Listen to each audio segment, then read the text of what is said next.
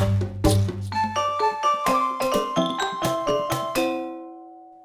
semua. Halo Mas Unggul. Halo Mas Bram. Gimana? Episode pertama ya. Episode pertama Warung Rempah. Pertama kayaknya dijelasin dulu kali Mas Bram. Warung Rempah itu apa sih? Oh, Orang nyangka ini kita ini lagi podcastnya kuliner kan? Oh iya, Nah, benar. jelasin dulu Mas Bram. Benar. Warung Rempah itu adalah satu tempat yang ngobrol. Sementara ini masih ngobrol virtual. Ntar kita di warung beneran sih. Nah, oh iya benar. Kita nongkrong sebetulnya, di sebuah tempat sambil kita minum sesuatu yang sehat-sehat lah ya kan, soalnya kan kalau rempah itu kan harus sehat-sehat ya. Iya. Gitu. Ya, makanya namanya warung rempah. Warung rempah itu sebetulnya tempatnya, tapi nanti di sini kita akan akan ngobrol tentang banyak hal yang terkait sama rempah-rempah ini, terutama soal kebudayaannya. Nah, hubungannya apa Mas Bram? Rempah-rempah sama kebudayaan. Oh, ini kalau aku ini ya, ngarang-ngarang gitu ya. Kita kan emang dulu konon katanya dijajah beratus-ratus tahun karena rempah-rempah ya. Sebetulnya bahkan bukan soal penjajahan, hubungan dagang internasional ratusan tahun yang lalu, bahkan jangan-jangan ribuan tahun yang lalu kan mostly tentang rempah-rempah ya. Gitu. Jadi memang rempah-rempah ini matters banget buat kebudayaan sama yang mungkin yang bisa membentuk culture Nusantara atau Indonesia sekarang, salah satunya rempah-rempah ya Mas ya. Betul. Gitu ya? Betul banget. Jadi mungkin kalau aku bukan yang secara langsung rempah-rempahnya itu ya, tapi rempah-rempah itu jadi kayak apa ya? Jadi kayak sarana gitu loh. Sarana karena barang itu sebetulnya yang dicari-cari orang gitu. Kalau zaman sekarang gara-gara minyak Arab itu nggak berhenti perang gitu ya. Nah, kalau zaman dulu itu gara-gara rempah-rempah ini orang berkeliaran tuh kemana-mana. Iya. Berdagang, jual beli jahe, jual beli cengkeh, konon kabarnya juga harganya juga setara sama emas sama perak gitu ya. Rempah-rempah dulu ya. Iya, memang begitu, emang gila gitu loh, karena apa? Ya zaman dulu belum ada, balik lagi ya, belum ada gas. Iya. Minyak, belum ada nikel, belum ada apa yang jadi bahan perebutan gitu lah. Nah, sekarang dulu itu perebutannya ya di persoalan kehidupan. Rempah ini kan sebetulnya kan buat orang Eropa itu kan sebetulnya kan kehidupan tuh. Iya, betul. Butuh manasin badan kan, karena mereka butuh ngawetin daging, ngawetin makanan. Makanya nggak cuman sekedar bumbu, nggak cuma sekedar bahan minuman gitu, tapi lebih dari bahkan untuk pengawetan mayat. Iya benar. Gitu pakai. Nah, ini menarik banget karena Nusantara ini punya peran besar, dan peran besar itu nggak main-main ya. Kalau tadi Mas Unggul dijajahnya kita sekian ratus tahun ya, itu episode pendek tuh. Iya, benar. Episode pendek yang cuma sekian ratus tahun gitu loh. Tapi waktu yang jangka yang lebih panjang lagi. Nah, ini ada satu buku yang sangat menarik, judulnya Kisah Negeri-Negeri di Bawah Angin, yang menceritakan perjalanan sejarah peradaban Nusantara dari abad mungkin sebelum Masehi ya, sampai saat ini, gitu, sampai saat ini. Nah, kita di warung kita hari ini kedatangan 2 tamu nih. Nulis utamanya itu buku omnibus tuh. Ngomong-ngomong, bukunya udah rilis belum itu ya Mas ya? Lagi mau rilis. Yang mau disiapin. Nah, ini nanti kita sampai setiap sebulan sekali nanti kita bahas bab per bab nih. Wow, mantap. Ceritanya tuh gila, seru banget. Seru banget gitu. Ada Mbak Ratih. Halo Mbak Ratih. Udah lama nggak ketemu nih ya, Mbak. Di mute, Mbak. Masih di mute tuh kayaknya. Halo, apa kabar Mas? Baik, Mbak. Ya, gini-gini aja. Sehat dong? Sehat, alhamdulillah sehat. Paling ya cuman ini apa sih, encok-encok dikit lah yang ngejar anak-anak gitu ya. Di rumah mulu ya? Di rumah melulu, Mas. Sudah jadi sasaran ini kan samsaknya anak-anak saya pasti. Sama satu lagi nih, namanya Mas Januardi. Halo Mas Januardi. Halo Mas Unggul. Halo, ini Mas Yonwardi kayaknya ini serius banget ya, udah latar belakangnya buku gitu kan, pakai batik. Ya. Sementara saya nggak ini Mas Sorry ya. Udah biasa. Itu SOP itu, Mas. SOP itu. SOP ya. Ya. Karena banyak hal yang tidak kita inginkan, tentunya kita harus rapi gitu ya. Benar. Aduh, aja lah. asik. Nah, kapan-kapan saya ikutin nih Mas, saya juga rapi deh insya Allah mudah-mudahan. Mudah-mudahan bisa. Nah, kita dengerin dulu nih, Mas. Kita dari dua orang tamu kita nih hari ini. Pertama mungkin yang perlu dijelasin, negeri-negeri di bawah angin itu apa sih? Aku mulai dulu dari ini. Oke. Gimana sekarang ceritanya negeri-negeri di bawah angin itu sebetulnya negeri yang mana sih? Kok kayaknya punya tadi yang katanya Mas Unggul tuh punya pengaruh yang gede banget bagi peradaban. Cuman peradaban kita ya, kayaknya peradaban dunia deh tuh kayaknya juga gitu loh. Siapa nih yang mau cerita dulu nih? Mbak Rati apa Mas Yan? Mbak Rati dulu lah. Oke.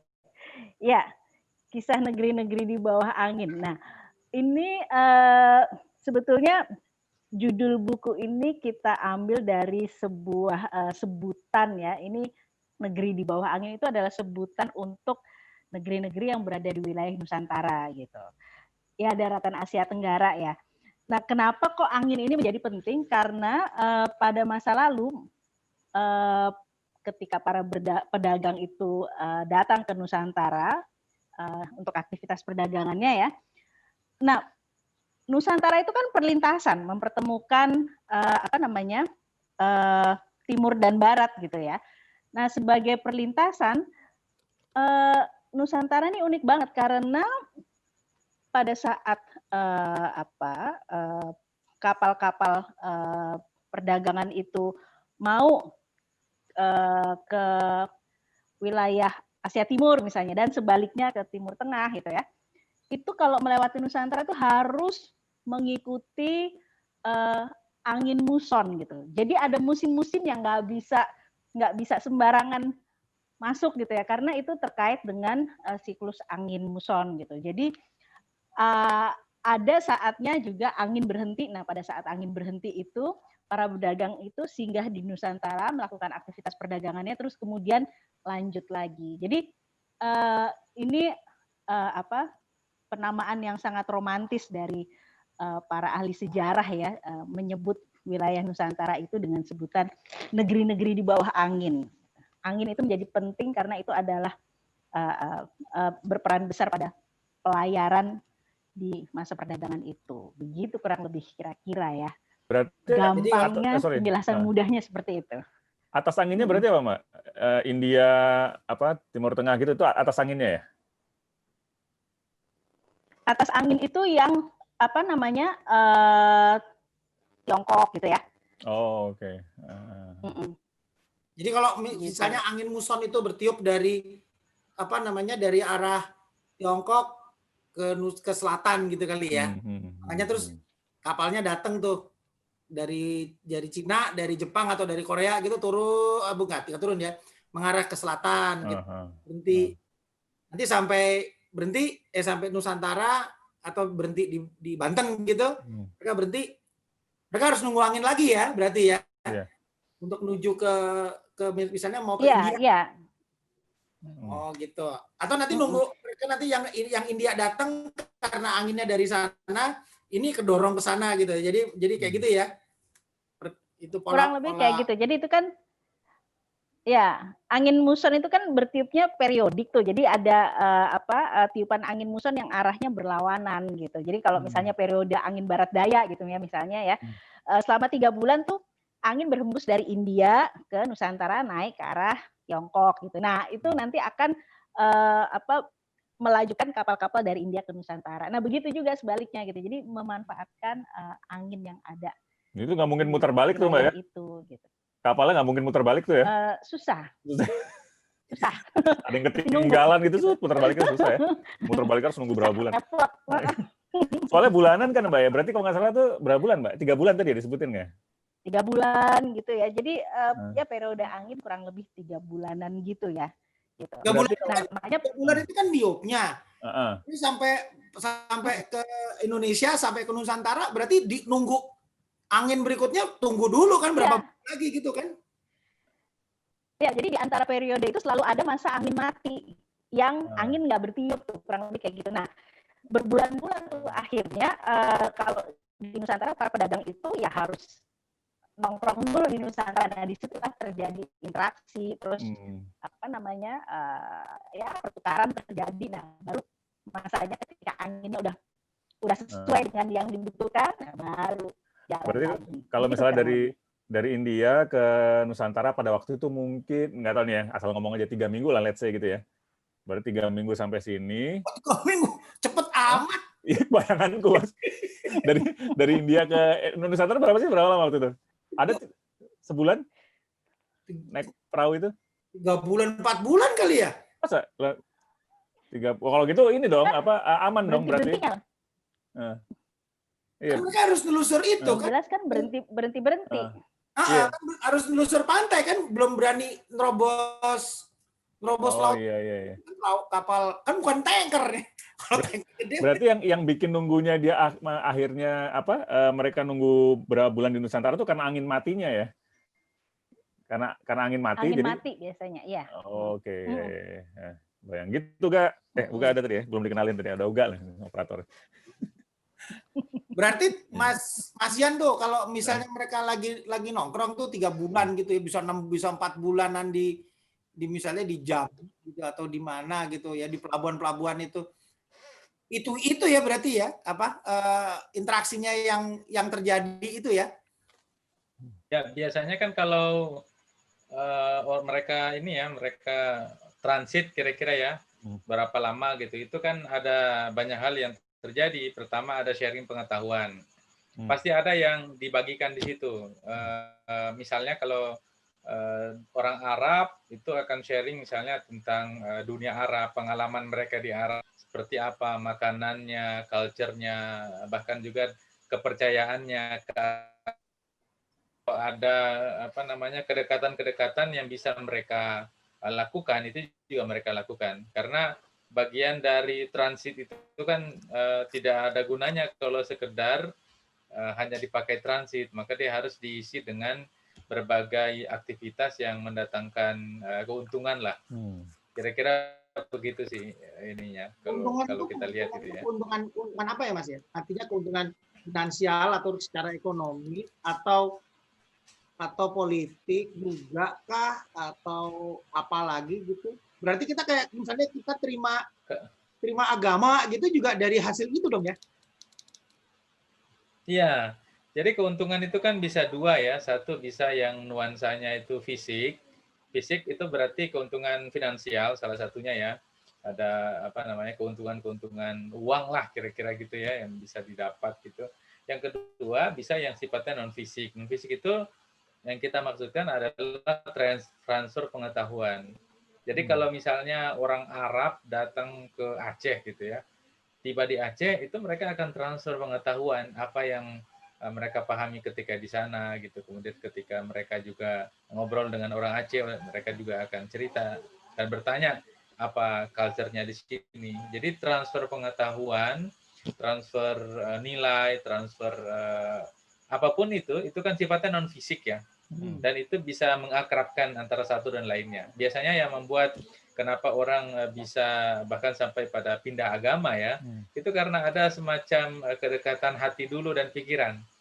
Jadi hatinya udah enak ketika kita udah berteman ini, bersahabat, udah ada partnership hatinya gitu. Kemudian dilanjutkan juga dengan pikiran kita enak ngobrolnya gitu ya, walaupun kita berbeda, maka transfer tadi, transfer uang, transfer keyakinan bahkan, atau bahkan juga terkait sama perkawinan, itu sangat mungkin terjadi. Itu tadi karena faktor pikiran sama hati. Jadi dua-duanya itu. Tapi kalau pikiran dan hati ini tidak sinkron, maka yang terjadi adalah pemberontakan, resistensi. Seperti yang kita lihat misalnya di masa VOC ketika mereka datang ke sini itu kan bahkan tidak bisa kita hitung juga tuh, banyak sekali resistensi dari masyarakat kita ke mereka gitu ya. Berarti pintu masuknya itu kalau nggak salah kalau negeri bawah angin itu Aceh ya, Mas ya, Mbak ya? Ada data lain ya Mbak Rati ya selain Aceh ya? Ya, menurut salah satu narasumber ahli yang banyak memberikan referensi ke kami, Prof. Dr. Rusmin Tumanggor, beliau berargumen bahwa Barus itu menjadi satu titik penting di awal perdagangan Nusantara ya. Jadi sisi barat Nusantara itu menjadi pelabuhan-pelabuhan yang penting. Nah, yang menarik kalau dari penjelasannya Prof. Rusmin ini, beliau adalah seorang antropolog medikal ya. Jadi beliau itu meneliti bahwa dukun-dukun di kota Barus itu adalah satu daerah di dekat Sibolga ya, yang tempat asalnya tanaman kapur. Ayo, pada tahu nggak kapur? Kapur Barus. Yeah. Jadi yang di kamar mandi. Kapur itu rempah yang buat baju tuh ya. Nah, itu sebetulnya tanaman kapur dari kota Barus. Nah, beliau tuh meneliti mantra dan jampi dari dukun-dukun setempat gitu. Ternyata ditemukan bahasa-bahasa yang menunjukkan bahwa itu adalah bahasa Tiongkok abad pertama. Kemudian beliau juga menemukan bahasa Ibrani gitu. Jadi argumentasi beliau adalah jangan-jangan Barus itu adalah gerbangnya agama-agama ke Nusantara gitu. Jadi sisi barat itu banyak terjadi interaksi di awal, di mana selain perdagangan yang dibawa juga adalah agama gitu. Barus itu sebelah mana ya?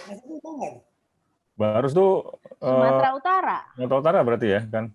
Sebetulnya bukan titik Aceh yang sekarang ya kalau nggak salah ya Mbak ya. Bukan kan ya? Bukan, beda. Sumatera Utara kan. Itu dekat Sibolga. Iya. Dekat Sibolga berarti. Dekat Sibolga. Ya. Apa ya? Aku pernah baca juga kalau nggak salah itu ada aku lupa namanya. Ada kota Tualabo atau apa segala macam itu di daerah Barus ya kalau nggak salah.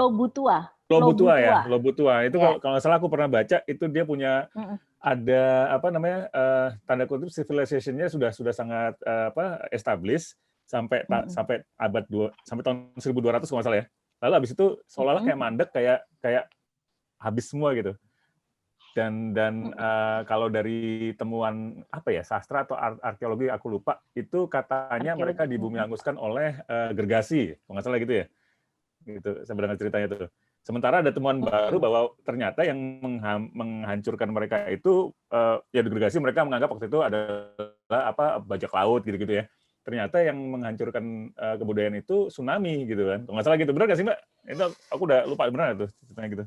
Yang jelas kalau segregasinya atau hal-hal yang terkait dengan kebudayaannya itu mungkin ada banyak catatan ya, tapi yang jelas catatan yang cukup valid adalah catatan para ahli arkeologi karena di situ ditemukan prasasti gitu. Kalau udah ada prasastinya gitu, kalau udah ada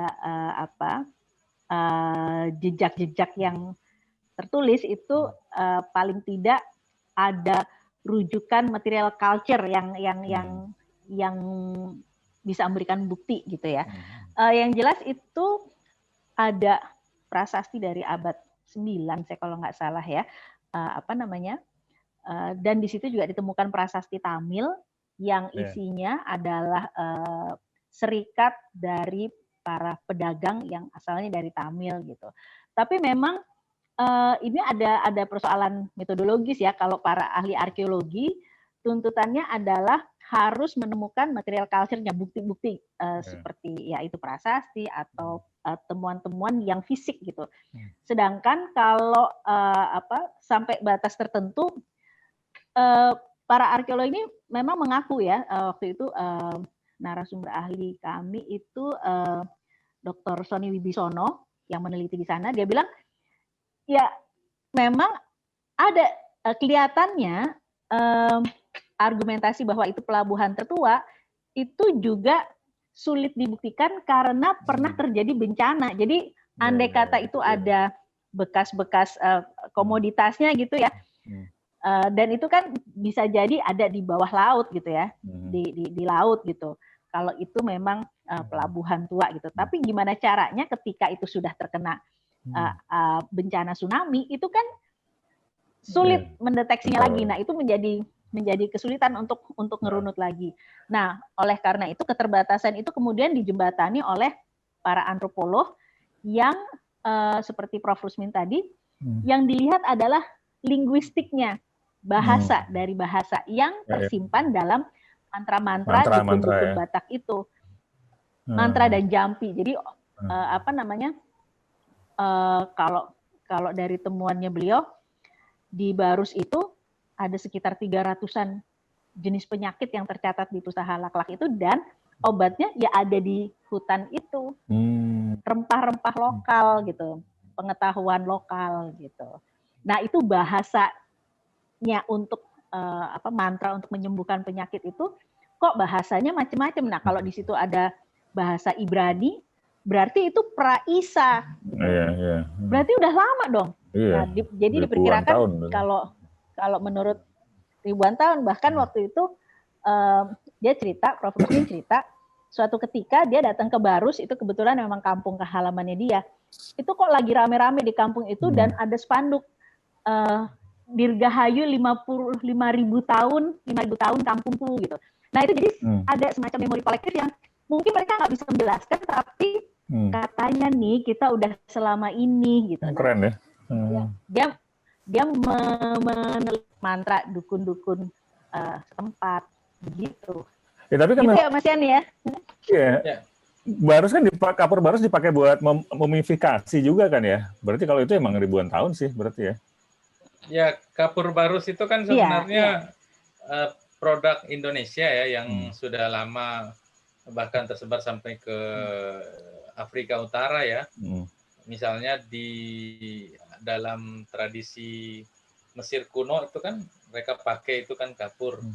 Mereka pakai kapur untuk mengawetkan jenazah, mumi.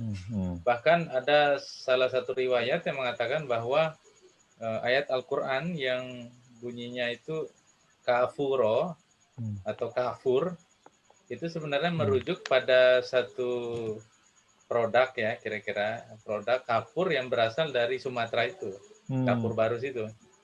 Karena ketika itu orang Arab juga itu pakai kapur Barus itu berasal dari Sumatera, karena Sumatera inilah tempatnya kapur Barus itu. Jadi sebenarnya kalau kita lihat dari Barus, kapur Barus, itu kita bisa dapat bahwa sebenarnya relasi rempah ya, Nusantara dengan negara di Timur Tengah atau bahkan di Afrika itu sudah teramat tua gitu ya, teramat lama, dan itu juga sebenarnya harus diteliti lagi karena banyak sekali data yang tidak kita temukan ya, yang mungkin kalau arkeologi kan harus berpijak pada data-data ini ya, data artefak gitu ya. Sementara kita juga perlu pendekatan lain seperti pendekatan sejarah, pendekatan linguistik, atau bahkan misalnya pendekatan mistik. Bisa jadi mungkin ada mistik-mistik tertentu yang ada di Nusantara, kemudian ada juga di sana. Jadi seluruh pendekatan itu sebenarnya perlu kita gali agar kita dapat nih relasi yang mungkin agak kabur gitu ya terkait rempah-rempah. Menarik sih. Jadi lebih menarik lagi juga sih kalau memang kan faktanya kapur Barus juga dipakai buat mumifikasi ya. Nah, sebetulnya ngajarin orang Mesir mumifikasi dengan kapur Barus tuh siapa? Apa mereka meneliti? Apa mereka ngelihat gitu ya di Indonesia ribuan tahun yang lalu udah ada orang memumifikasi pakai kapur Barus terus dibawa ke sana atau gimana, itu juga kayaknya masih ini juga ya. Masih tanda tanya ya. Masih tanda tanya ya kan gitu kan. Kan nggak mungkin tiba-tiba ujuk-ujuk mereka datang gitu, gue beli kapur Barus dong mau mumifikasi, kan nggak gitu juga kan. Kayaknya ada kebiasaan-kebiasaan yang udah mereka coba-coba gitu ya. Oke. Menarik juga. Kalau di Bible kan juga pada saat Yesus baru lahir tuh ada tiga raja yang mencari bintang gitu kan ya. yang mengikuti arah bintang terus membawa emas, kemenyan, gitu. Itu kan, kemenyan itu juga barang dari Sumatera loh. Ya, makanya produk kita udah go internasional udah lama sebetulnya, gawat juga ya. Udah lama. Brandnya apa tuh kira-kira ya? Kalau ada yang bilang kita saatnya go internasional, udah basi itu sebetulnya. Iya. Udah gitu yang menarik lagi tadi aku pikir ya, tadi sambil Mbak Rati ngomong aku jadi ngelamun tadi. Gila kalau misalnya 3 bulan jalan ke Indonesia, terus angin mati sekian bulan, terus baru jalan lagi. Sebetulnya dulu bisnis yang paling laku bisnis hotel kali Mas ya dulu ya dari itu ya. Gila, berbulan-bulan mereka kan cari kos-kosan pasti kan nggak mungkin tendaan terus atau di kapal gitu. Iya. Jangan-jangan ada istri. Iya, nah salah satu. Cari istri Ya, biar mendapat rumah gratis ya Mbak ya. Dan tapi itu memang terjadi kan Mbak ya. Emang terjadi kan gitu. Sebetulnya ya kalau tradisi-tradisi yang terjadi pada saat itu ya bahkan sampai sekarang itu kan perdagangan itu kan terjadi karena melalui hubungan-hubungan yang lewat laut ya. Aku nggak bisa kebayangin tuh kalau misalnya lewat darat gitu bawa kapur barus lewat laut itu kan itu aja udah 3 bulan. Kalau lewat darat pakai karavan naik turun lewat Himalaya segala macam nggak nyampe tuh 3 bulan gitu loh. Nah kayaknya itu juga karena keisengan orang-orang Nusantara gitu kali ya, yang keluyuran dari sana sini gitu. Gitu nggak sih Mbak Ratih atau Mas Yan? Biasanya kan ilmu itu didapat dari percobaan-percobaan ya Mas Bram ya. Dari eksperimen-eksperimen. Kalau kita lihat dari misalnya revolusi industri, itu kan banyak cerita tentang eksperimen ya. Begitu juga sebenarnya kita bisa tarik ke sini. Knowledge masyarakat itu biasanya mereka dapat dari eksperimen, percobaan. Coba gagal. Pelayaran Eropa ke timur itu juga kan coba gagal, coba tenggelam, coba dirampok orang dan lain-lain. Coba gagal itulah kemudian berlanjut terus sampai mereka berhasil ke Maluku gitu. Jadi tadi itu pertanyaan Mas Bram itu sesuatu yang sangat manusia ya. Manusia itu kan punya sifat untuk mencoba. Coba dulu, salah, coba salah. Dan itulah yang membuat kenapa peradaban manusia itu bisa terus ada. Bahkan ketika satu peradaban itu naik, kemudian jatuh, dia akan bisa digantikan peradaban lain lagi, karena manusia punya sifat tadi itu. Mencoba lagi, gagal lagi, coba lagi. Jadi siklus. Tapi pengetahuan bisa hilang, Mas Bram, pengetahuan itu, kalau tidak diwariskan. Nah itu sekarang kan tadi yang tadi saya coba ngelanjutin yang tadi pertanyaannya Mas Sunggul gitu loh. Itu kan dari percobaan perjalanan dan lain-lain sebagainya itu. Sekarang pertanyaan saya yang pertanyaannya kebanyakan masyarakat juga gitu loh. Itu barang bisa sampai ke sana, kemenyan kek atau kapur barus kek ya, sampai dipakai sama Firaun itu untuk dijadiin muminya mereka. Itu kita yang mengintroduce. Itu mereka tuh taunya dari mana gitu kan? Iya, tadi pertanyaan. Ngomongannya Mas Unggul kan? Itu taunya dari mana gitu loh mereka. Itu kan berarti ada yang ngenalin dari percobaan-percobaan yang tadi Mas Yan sampaikan. Nah, tentunya susah ya kita nebak-nebak gitu ya. Kita duluan yang ke sono. Kayak kita bawa laptop presentasi gitu, saya punya produk nih bagus nih. Gitu. Apa mereka yang datang ke sini untuk cari, gue dengar di sini ada bahan pengawet nih, kan gampangnya kan gitu. Itu kalau saya pikir itu gini Mas, itu juga pemikiran itu juga pernah sih terlontar gitu, dan waktu itu saya sempat nanya juga ke salah satu pakar gitu ya, arkeolog gitu ya. Itu sebetulnya juga para arkeolog itu juga berasumsi karena kan memastikannya ya itu tadi harus ada artefaknya tapi tidak ada yang betul-betul bisa secara gamblang bisa kita simpulkan bahwa oke, kita ke sana kita menawarkan atau sebaliknya mereka datang. Sementara ini para ahli masih mengasumsikan bahwa itu ya terjadi dari perdagangan berantai gitu ya. Dan contoh lain gitu misalnya, kan ada beberapa rempah yang endemik Nusantara. Rempah endemik itu maksudnya rempah yang asli gitu ya. cengkeh dari sini sama pala itu tanaman asli Maluku gitu ya. Ada penemuan arkeologis ya, itu cengkeh itu ditemukan di Mesopotamia dan diperkirakan itu dari 1721 tahun sebelum Masehi gitu. Lah itu 2000 tahun sebelum Masehi udah ada di sana, padahal cengkeh itu tanaman asli kita. Itu gimana caranya gitu. Nah itu buktinya ada, tapi bagaimana itu sampai ke sana, ya harus melakukan banyak asumsi gitu ya, karena nggak ada yang langsung bilang, oh ini dibawa oleh pelaut atau pedagang Nusantara atau sebaliknya, nggak ada gitu. Jadi emang harus diurutin satu-satu. Nah, nampaknya sementara ini para ahli sepakat bahwa ya itu adalah perdagangan berantai, banyak kan pedagang Arab, pedagang India, pedagang Cina gitu ya. Jadi komoditas itu dijual secara berantai sampai ke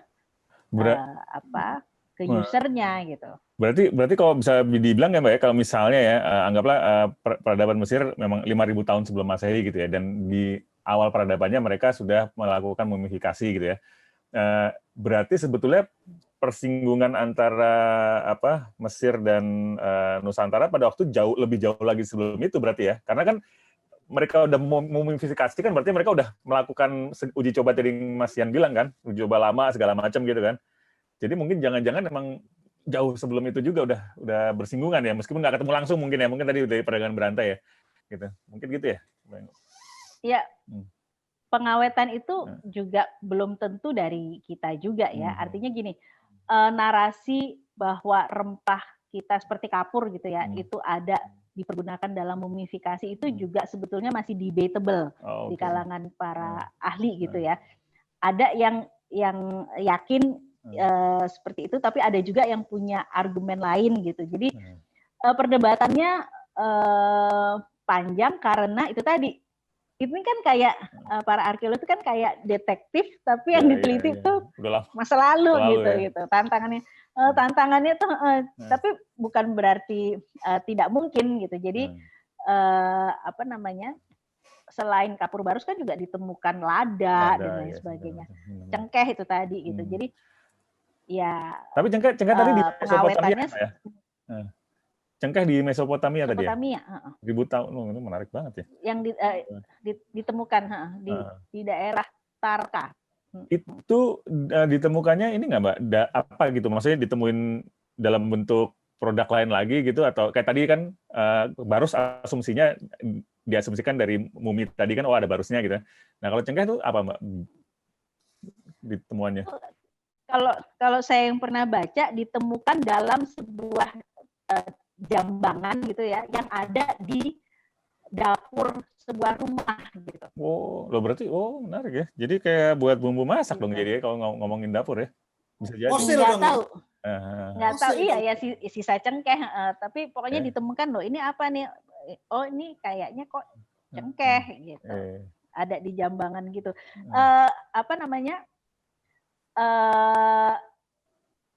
Tentunya ini ya para arkeolog kemudian melakukan penelitian lebih lanjut ya, tapi saya pernah baca jurnalnya bahwa yang ditemukan itu cengkeh gitu. Nah, kalau balik ke buku lagi nih Mbak, Mas Yan, Mbak Ratih, buku Negeri Bawah Angin. Nanti buku ini kira-kira akan mengupas seberapa dalam tentang Negeri Bawah Angin ya Mbak ya? Sampai apa yang dimaksud, negara-negara yang dimaksud Negeri Bawah Anginnya juga diulas, atau sampai seberapa nih Mbak kira-kira, Mas?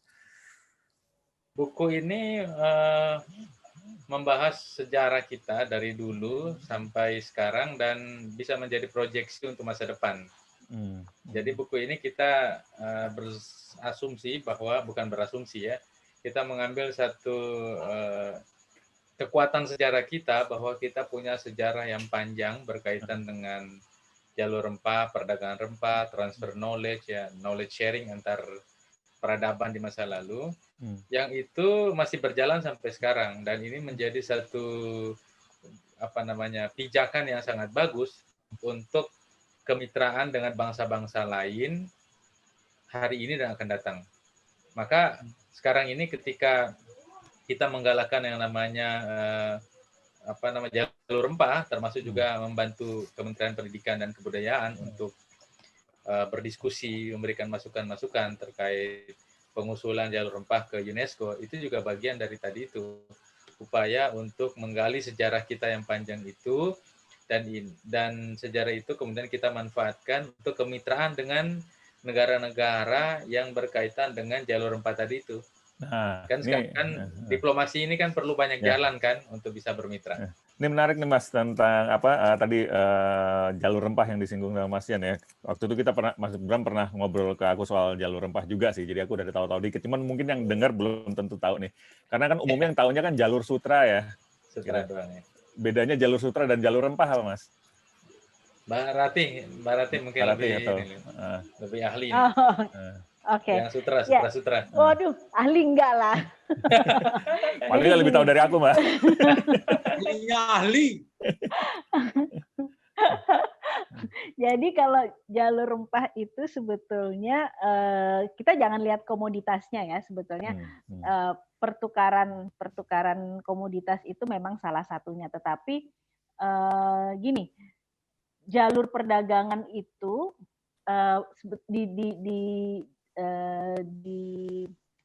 selama peradaban manusia ya, ada yang namanya ya jalur sutra, jalur cama, jalur kuda dan teh, ada jalur dupa, kemudian ada jalur rempah. Itu memang penamaannya merujuk pada komoditas yang diperjualbelikan.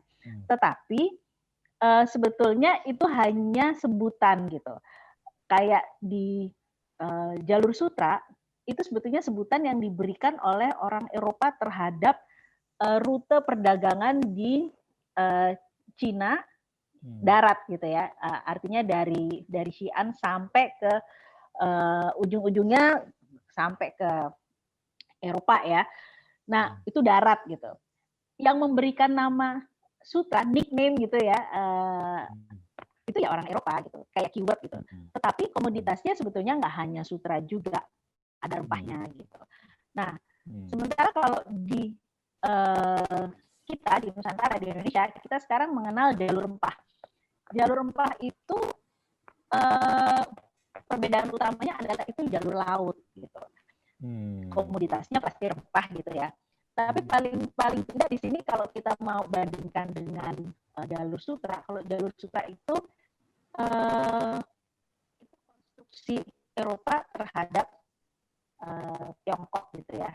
Dan kemudian Cina juga melihat itu sebagai sesuatu yang potensial untuk dikonstruksi lebih lanjut. Makanya jalur sutra itu mereka pakai itu sebagai satu kalau bahasa sekarang mungkin nation branding-nya gitu ya. Tapi kalau jalur rempah, jujur aja di Indonesia sendiri jalur rempah itu tidak dengan sengaja dikonstruksi seperti halnya jalur sutra gitu. Meskipun banyak dibicarakan oleh para peneliti gitu ya, tapi nggak secara sadar dinarasikan dan dibingkai sebagaimana itu jalur sutra gitu. Padahal kalau dibandingkan sebetulnya sama, itu jalur perdagangan juga. Tetapi kalau saya melihatnya, kita jangan lihat itu sebagai jalur perdagangan ya. Jalur rempah itu sebetulnya ruang silaturahmi kalau boleh saya bilang. Karena melalui jalur perdagangan itu terjadi pertukaran antar budaya, agama masuk, bahasa, budaya, dan yang membuat kita bineka kayak gini, beragam kayak ini tuh sebetulnya gara-gara itu gitu ya. Dan kalau bicara jalur rempah itu yang katanya, wah karena rempah-rempah kita dijajah, itu cuma berapa ratus tahun terakhir, 300 tahun terakhir gitu ya. Sebetulnya lebih panjang dari itu, kita sudah melakukan pertukaran antar budaya dengan bangsa-bangsa yang lain di berbagai belahan dunia gitu. Jadi jalur rempah itu sebetulnya lebih ke ruang silaturahmi, ruang pertukaran antar budaya, pemahaman antar budaya gitu. Zoom-zoomannya dulu lah ya Mbak ya. Kenapa? Zoom-zoomannya dulu lah ya, pakai Zoom. Sekarang kan Zoom gitu ya, dulu nggak juga ya.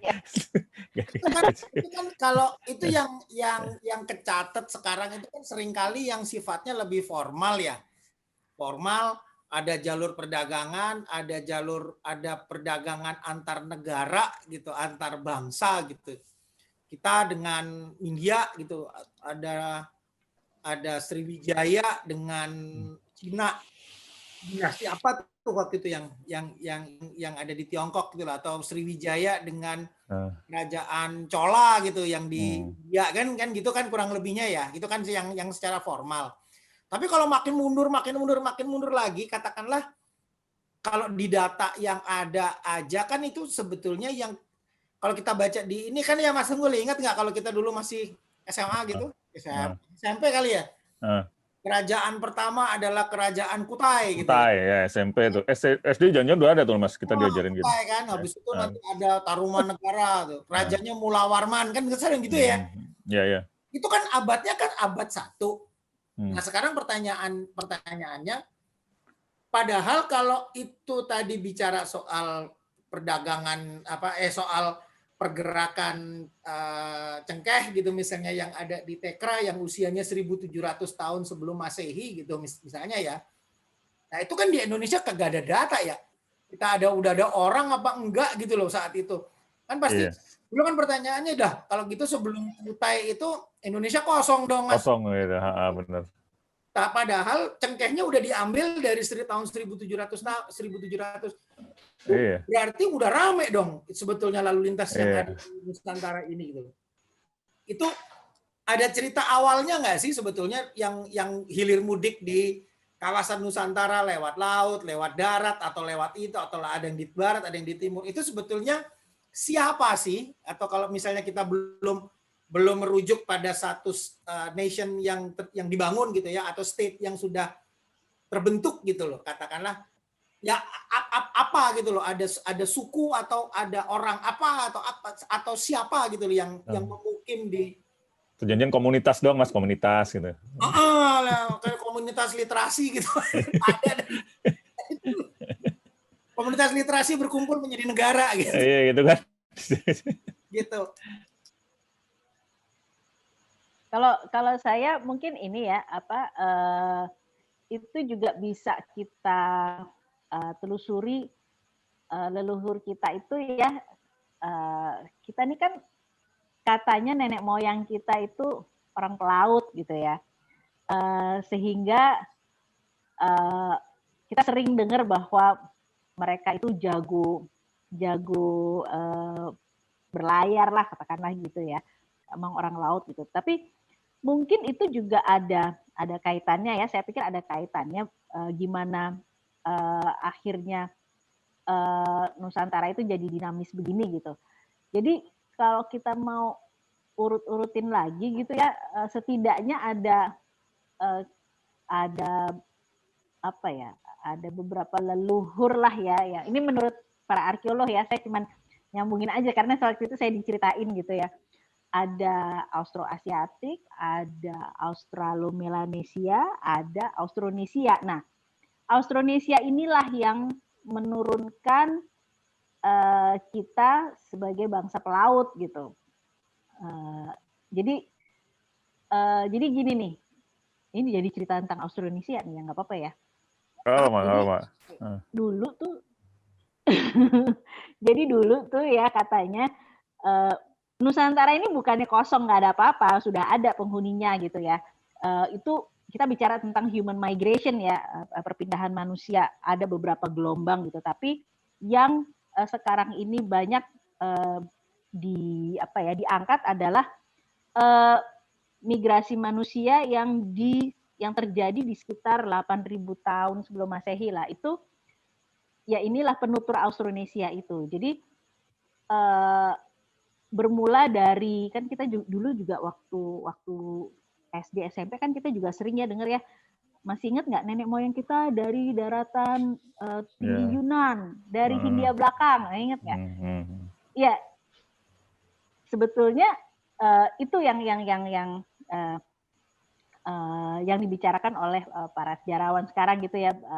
Itu di era Neolitik, itu di zaman di mana manusia udah mulai bercocok tanam, udah hidup menetap gitu ya, sampai satu masa mungkin masalah populasi dan lain sebagainya, ada sekelompok manusia yang memutuskan pindah dari situ, dari Asia Tenggara daratan itu pindah ke Taiwan gitu.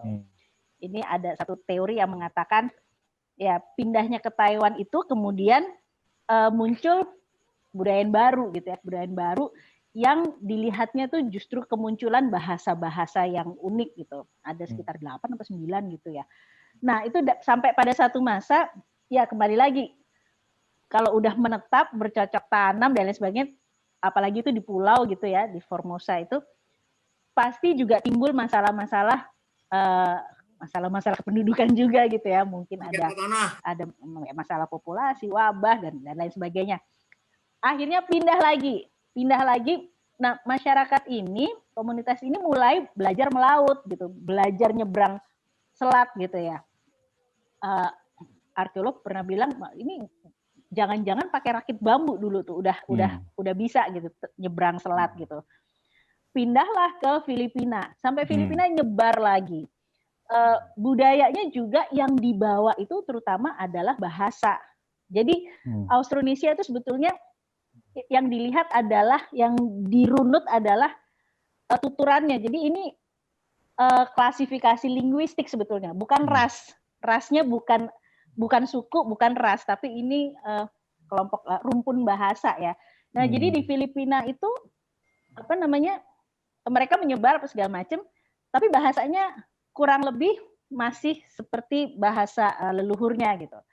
Nah, sama mereka mengembangkan teknologi maritim ya, makin lama makin pinter dong.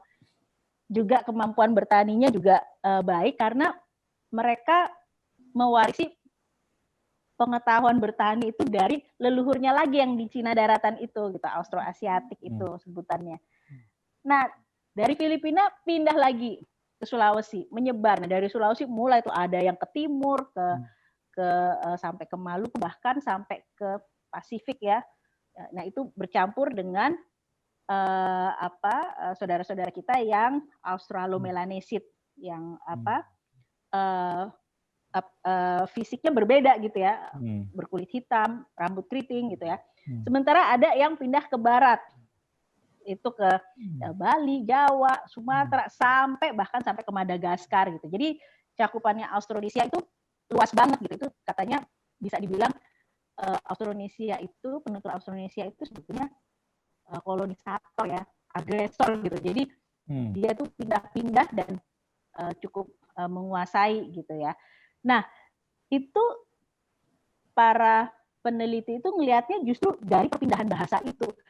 Jadi kayak gini, kita bilang rumah gitu ya, rumah. Orang Jawa bilangnya omah, orang Sunda bilangnya umah gitu ya. Itu kan ada kemiripan, sama dengan anjing gitu misalnya. Kita bilang asu, di Filipina bilangnya wasu, di Taiwan bilangnya basu. Itu ada satu kelompok bahasa yang mirip gitu. Nah, itu bahasa Austronesia yang itu sekarang terkenal dengan bahasa Melayu.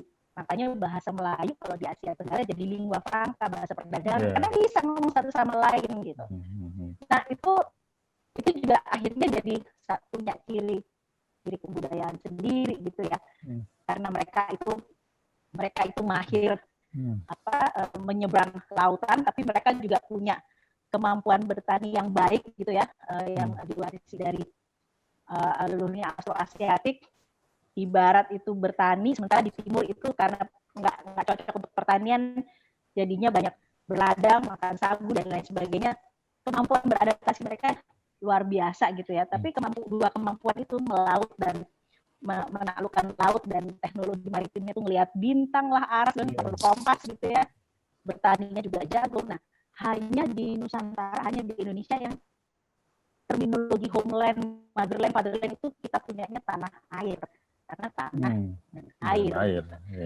Nah, itu mungkin latar belakang itu yang menjadikan orang Nusantara itu akhirnya bisa mudah bergaul gitu ya dengan karakternya orang pesisir gitu kali ya, orang laut gitu ya, terbuka bebas gitu, terbuka dengan perbedaan kan juga gitu ya. Orang Indonesia kan dikasih budaya apa, diserap budaya apa, diserap agama, diserap gampang gitu nyerapnya.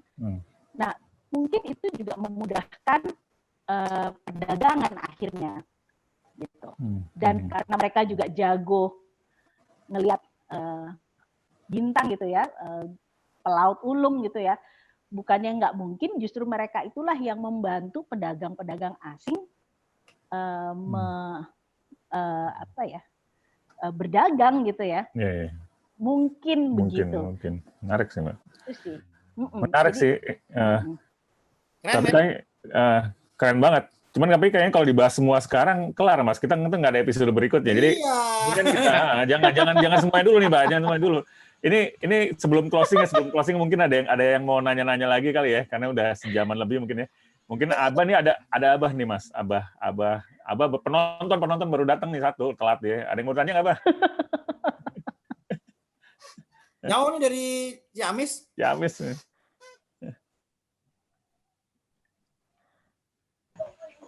Ngomong aja susah. Nyari ide dulu dia. Sekarang malah jangan susah-susah ya nanyanya. Ngelag ya. Apa, Bah? Apa nge-lag ntar diedit. Diedit sama Uga. Mau Uga aja. Yang saya nanyain, yang saya mau tanyain tuh gini. Ngelag.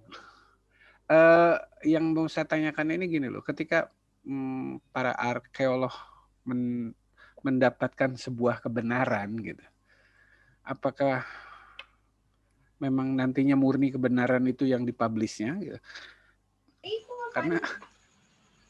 Karena bisa saja kan kebutuhan lain yang apa, ada kebutuhan lain untuk kebutuhan lain dari orang lain gitu maksudnya. Paham nggak sih? Saya sendiri nggak paham nih pertanyaannya. Gue juga bingung. Tapi intinya maksudnya Abah ini kalau ketika arkeolog udah punya temuan segala macam dan akhirnya itu dilegalkan gitu ya. Nah, apakah itu diselewengkan informasinya gitu? Karena kecenderungannya kan gitu. Kecenderungan yang kita terima sekarang ini adalah informasi yang jadi banyak versinya gitu. Bahkan dari temuan-temuan arkeolog sekalipun gitu. Bahkan ada beberapa teman yang mencari kebenaran baru gitu, sepertinya ragukan kebenaran yang lama gitu. Gitu. Pertanyaannya kayak gitulah. Tuh, susah tuh. Lu nanya ke arkeolog dong. Susah nih jawab nanyanya. Mas Yan mau jawab? Ya, biasanya kalau arkeologi ini kan ilmu ya. Ilmu. Biasanya kalau ilmuwan itu dia nggak puas kalau hanya menampilkan satu temuan saja. Satu temuan itu perlu dikuatkan atau dia dibantah dengan temuan yang lain. Kalau di filsafat itu namanya falsifikasi. Jadi misalnya ada yang bilang Islam itu pertama kali datang dari India, dari Gujarat. Maka sejarawan lain mengatakan, oh enggak, Islam itu udah datang duluan, abad ke-7 Masehi, dari Arab. Akhirnya muncullah teori India, teori Arab. Ada juga nanti yang lain yang bilang lagi, ada lagi datang dari mana gitu. Kalau saya, perbedaan pandangan para ilmuwan ini, apakah arkeolog, apakah sastrawan, atau apapun itu sesuatu yang bagus sekali sebenarnya untuk kita, untuk pengayaan wawasan gitu. Cuma yang paling penting itu kita mengambil yang paling kuat. Dan yang paling kuat ini biasanya itu harus diambil keputusannya oleh negara. Jadi negara itu untuk membuat satu versi sejarah, tetap dia perlu ngambil yang paling kuat sejarahnya, oh ini. Tapi tetap dia nggak lupa juga, dia masukkan juga, oh ini versi-versi lainnya gitu. Tetap kita memang harus, kita nggak bisa mengatakan, oh ini ada beberapa temuan, semuanya benar. Kan nggak mungkin kita mengatakan semuanya benar. Pasti kita ambil di antara 5 teori ini yang paling kuat. Setidaknya paling kuat menurut ilmuwan yang menyusun buku tentang itu. Nah, artinya mungkin begitu kali ya kalau saya ya. Iya. Sebenarnya PR juga ya Mas ya berarti ya. Emang nggak gampang juga ternyata ya. Nggak gampang kan? Iya. Sekarang kan begitu kan, banyak sekali yang belum jelas kan. Iya betul. Misalnya di kita ini kan banyak sekali yang tidak jelas kan. Di sejarah misalnya Super Semar itu gimana itu kan sampai sekarang nggak jelas-jelas juga itu. Nah, benar. Saya juga nggak jelas nih Pak. Rempah-rempah. Kayaknya nggak jelas orang ini gimana. Iya kan. Banyak yang nggak jelas. Iya, betul. Makanya kita perlu versi-versi pembanding itu. Sama kayak ada juga yang mengatakan, wah piramida Mesir itu kalah tuh. Di Jawa Barat ada yang lebih gede, ya kan? Nah, itu juga kan ada fakta-fakta. Ada lagi yang bilang, wah ini apa namanya Atlantis bukan di Amerika, bukan di mana-mana, ini di bawahnya Kalimantan. Nah, ada lagi kan. Tapi berarti memang orang-orangnya juga harus masyarakat juga harus terbuka ya sama alternate history gitu, kayak gitu-gitu ya. Saya rasa gitu ya. Jadi nggak. Karena kan kemarin beberapa waktu lalu kan sering ya salah satunya tadi yang disebut Mas Yan tadi itu soal Atlantis gitu kan banyak yang mencibir juga, dan kalau menurut saya sih harusnya nggak gitu ya, harusnya semua orang nangkap gagasan itu dulu gitu ya, tanpa harus nyinyirin segala macam gitu kali ya harusnya. Ya. Kalau yang paling bagus paling bagus sebenarnya ada satu buku ya Mbak Rati, ada satu buku yang menurut saya cukup bagus itu buku tafsir Quran ya, tafsir Quran. Di belakang saya kan tafsir juga nih kan. Nah, ada satu tafsir Quran itu dibuat oleh Imam At-Tabari namanya. Imam At-Tabari itu dia kalau mau ngejelasin satu ayat, dia tampilin dulu. Ayat ini menurut si ini, si ini, semuanya ditampilin semuanya. Dari semua itu baru dia bilang, oh di antara ini yang paling bagus. Artinya mungkin kita perlu membiasakan seperti itu. Jadi kita jangan langsung percaya si ini bilang ini langsung benar gitu ya. Jadi harus kita tampilan dulu berapa versi, setelah itu baru kita lihat, oh ini setidaknya subjektivitas saya mengatakan ini yang paling mendekati benar itu. Orang lain mungkin mengatakan mungkin yang lain lagi yang benar. Betul. Mungkin antara kebenaran dengan kecocokan gitu juga perlu menjadi sebuah pertimbangan ya. Artinya fit gitu dengan kebutuhan saat ini. Ya mungkin ya kita nggak pernah tahu ya, mungkin Atlantis itu benar ada di sini, tapi cocok nggak itu dengan kondisi yang ada sekarang? Artinya buktinya ada apa enggak, ininya ada apa enggak, itunya ada apa enggak, itu termasuk di dalam sebuah kecocokan ya. Nggak benar ya nanti dulu, itu kan karena membutuhkan waktu yang panjang. Saya pikir banyak hal juga ya kan, memang nggak akan menjadi semudah itu gitu loh. Apalagi kalau udah ada asumsi tambahan gitu ya, yang tiba-tiba ada loh yang ngomongin itu buat baterainya ngecas piring terbang gitu misalnya gitu. Ada juga kan gitu. Dia habis nonton Transformer gitu loh, di atasnya piramid bisa ada scene gitu kan. Berarti di tempat itu juga bisa. Gitu. Mungkin juga. Tadi Mbak Rati mau nambahin apa Mbak Rati? Ada yang mau ditambahin apa Mbak Rati? Iya, jadi kalau menurut saya sih kebenaran itu relatif ya. Dan justru yang harus kita budayakan sekarang itu adalah tradisi belajar, tradisi intelektual gitu, yang mana perdebatan itu biasa. Tetapi pada saat berdebat itu tentunya kita harus kasih argumentasi yang kuat gitu. Jadi makanya ada argumen-argumen yang bisa divalidasi dengan data, tapi juga ada argumen-argumen yang masih sifatnya spekulatif. Spekulatif itu artinya data pendukungnya nggak ada gitu. Jadi harus dilakukan penelitian lanjutan gitu. Jadi kembali lagi, kalau kebenaran itu ya sifatnya relatif ya, ilmu tuh pasti suatu saat nanti begitu ada yang baru lagi, teori itu runtuh gitu. Tapi itu sesuatu yang biasa. Perdebatan itu justru harus terjadi supaya supaya ilmu juga berkembang gitu. Mantep. Jadi kita stop dulu di sini. Stop dulu di sini, nanti kalau habisan bahan betul. Kita nanti sambung bulan depan yang namanya tentang negeri-negeri di bawah angin. Karena kalau ngomongin negeri-negeri di bawah angin, dari mulai tadi apa dari mulai cerita tentang Austronesia tadi, Austronesia, Asiatik dan apa kaum Melanesia itu tadi masih ada terusannya kan itu ya, Mbak Mas? Ada tuh. Apalagi tuh tentang Tarumanegara, Sriwijaya, Majapahit, sampai Mataram kuno. Belum kisah seribu raja ya yang apa? Indonesia ini kan jadi kayak satu negeri seribu raja nih ya sekarang dia sampai sekarang kan yang masih eksis masih ada tuh. Banyak kok, banyak. Masih banyak kan selain Jogja, Solo, Cirebon gitu kan di sekitar Sunda gitu kan masih ada sebetulnya keluarga kerajaan yang masih eksis. Nah itu nanti kita akan ngobrolin macam-macam lah itu nanti dari situ. Sunda Empire termasuk ya Mas Bram? Kenapa? Sunda Empire termasuk.